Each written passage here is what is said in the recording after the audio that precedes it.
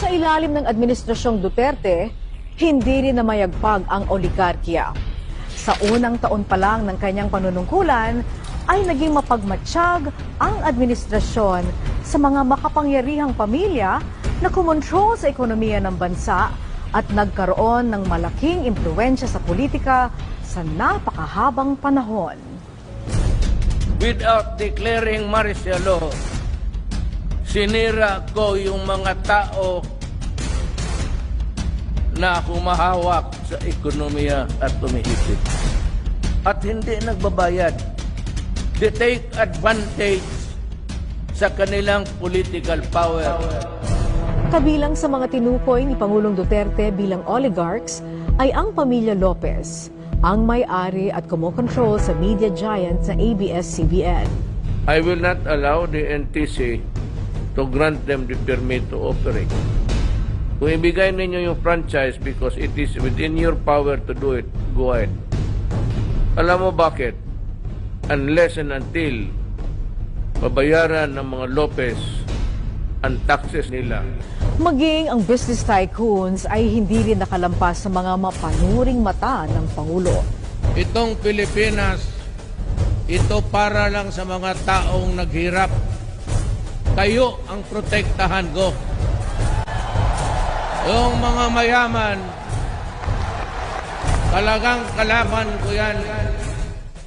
Naging focus ng Pangulo ang paniningil ng buwis sa malalaking kumpanya na ilang dekada nang hindi nababayaran.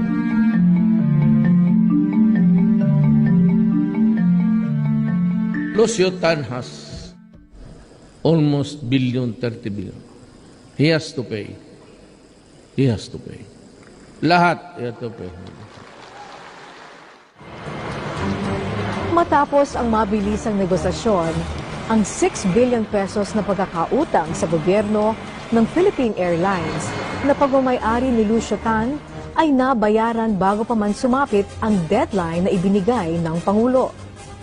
Ginamit ang naturang salapi para pondohan ang priority projects ng administrasyon. Pinagbayad din ng Pangulo ang Mighty Corporation sa bilyon-bilyon nitong pagkakautang sa gobyerno.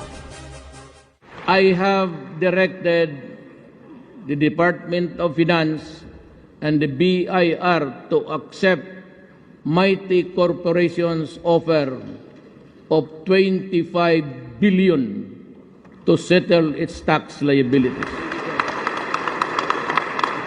Ang halagang ito na isa sa pinakamalaking tax settlement sa kasaysayan ng Pilipinas ay ginamit sa rebuilding effort sa Marawi City at ganoon din sa Ormoc City na niyanig ng malakas na lindol. Saan yung big fish? Okay, I'll tell you. The big fish now, si Ayala, pati si Pangilinan. And they corrupted the Filipino people. They signed an agreement, a contract, which was not shown to the country.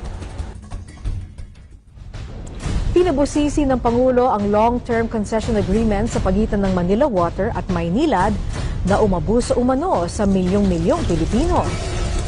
So may bagong kontrata ginawa si Guevara sa Justice Department. Nandiyan na sa kanila na yon.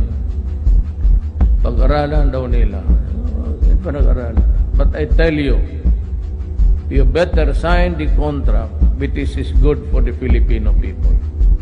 You do not sign it, I take over your operations, water distribution. I will nationalize the water in my country.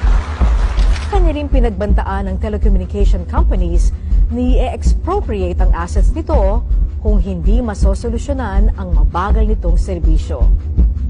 I'll be straight. Smart. Pati itong Globe, ilang taon na ito.